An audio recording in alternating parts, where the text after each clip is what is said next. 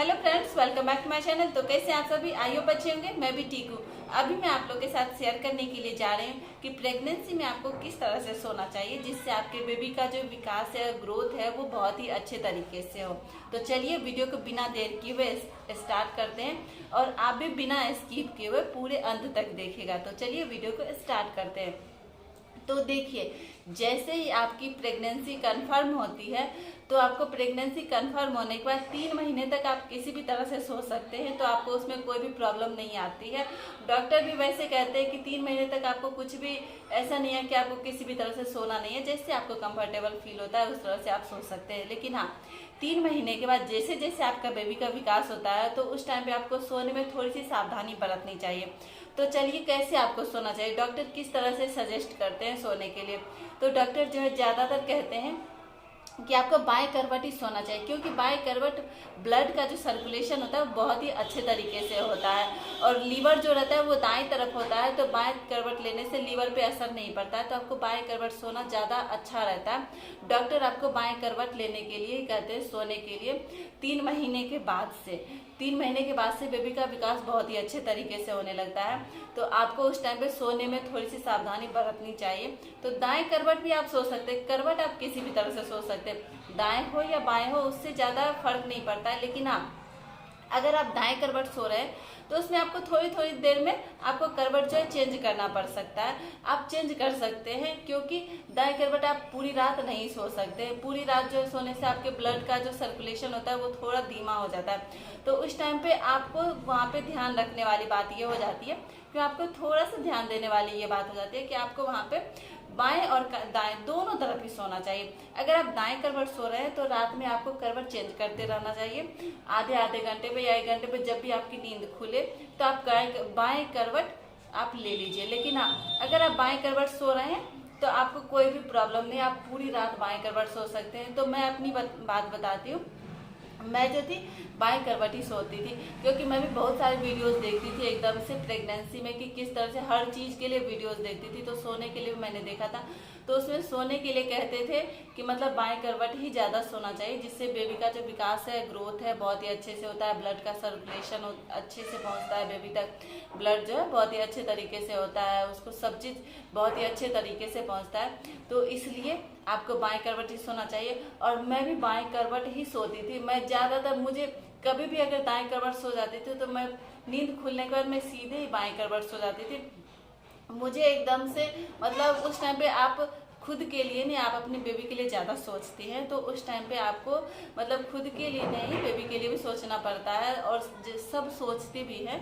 तो इसलिए आपको बाएं करवट ही सोना चाहिए। और कहते हैं कि आपको सोने से पहले इस टाइम पे आपको ज़्यादातर, जैसे कि आप रात में सोते हैं तो आपको सपने में बहुत बुरे बुरे ख्याल आते हैं, बुरे बुरे सपने आते हैं। तो इसलिए आपको दिन में जो है आपको बहुत ही मतलब लड़ाई झगड़े करने वाली जो होती है बातें, या फिर भूत वाली पिक्चर, या फिर कुछ डरावनी चीज़ें, या फिर लड़ाई झगड़ा हर वक्त करना, ये सब चीज़ों से थोड़ा सा हट के आपको रहना चाहिए। आपको अच्छे माहौल में रहना चाहिए, जिससे आपको खुशी मिले। एकदम से अच्छे लोगों से मिलना चाहिए, एकदम से अच्छे लोगों से बातें करनी चाहिए, जिससे आपका मूड एकदम से फ्री रहे, रात में आप एकदम से फ्री से सो सके। आप हंसने वाली पिक्चर देखें, उस टाइम पे कॉमेडी वाली ज़्यादा पिक्चर देखें, जिससे आपका मूड एकदम फ्री रहे, और आपके बेबी का विकास होने में भी आपको बहुत ही मतलब अच्छा होता है। आपको ज़्यादातर मतलब कि वो डरावनी पिक्चर है, या फिर इमोशनल ज़्यादा होने वाले, या फिर लड़ाई झगड़े वाले लोगों से थोड़ा सा दूरी बना लीजिए इस टाइम पे, क्योंकि आप तनाव में रहेंगे तो आपका बेबी तनाव में रहेगा, अगर आप खुश रहेंगे तो आपका बेबी भी खुश रहेगा।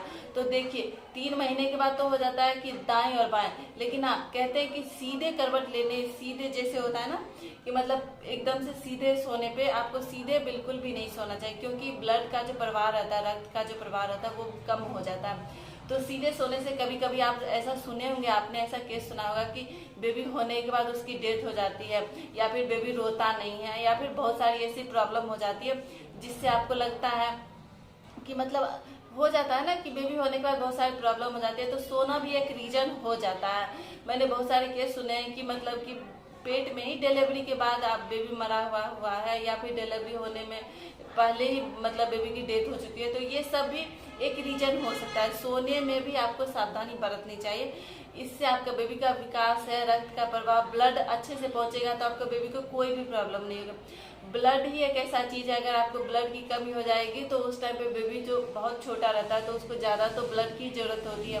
तो अगर आपका ब्लड की कमी हो जाएगी तो उस टाइम पे बेबी का विकास तो वैसे भी रुक जाएगा। तो इसलिए आपको चाहिए कि एकदम से बाएं करवट सोना चाहिए, और पेट के बल तो भूल कर भी नहीं सोना चाहिए। पेट के बल सोएंगे तो आपके लिए भी नुकसान होगा, आपके बेबी के लिए भी नुकसान होगा, दोनों के लिए नुकसान हो सकता है। तो आपको एकदम से, आपको तो समझ में आ ही गया होगा कि आपको एकदम अच्छे अच्छे माहौल में रहना चाहिए, अच्छे अच्छे लोगों से बातें करनी चाहिए, एकदम से खुशनुमा माहौल अपने आसपास बना के रखना चाहिए, लड़ाई झगड़े वाली बातों से एकदम से दूर रहना चाहिए। आप अच्छी जैसे दिन भर आप अच्छे अच्छे लोगों से मिलेंगे तो रात में सपने में भी आपको अच्छी अच्छी चीजें ही आएगी। अगर आप बुरे बुरे चीजों जैसे रात दिन में लड़ाई झगड़े वाली बातें सुनेंगे तो रात में भी आपको बुरे बुरे ख्याल आएंगे, बुरे बुरे सपने आएंगे। तो आपको वहाँ पे मतलब हो सकता है कि आप तनाव में रहेंगे, आप वहाँ पे रात में तनाव में जैसे अच्छी अच्छी मूवी देखेंगे तो आपके लिए भी अच्छा रहेगा। कॉमेडी वाली ज्यादा मूवी देखे तो आपके लिए अच्छा रहेगा। मैं ज्यादातर कॉमेडी वाली मूवी देखती थी, मैं अपना एक्सपीरियंस बता रही हूँ।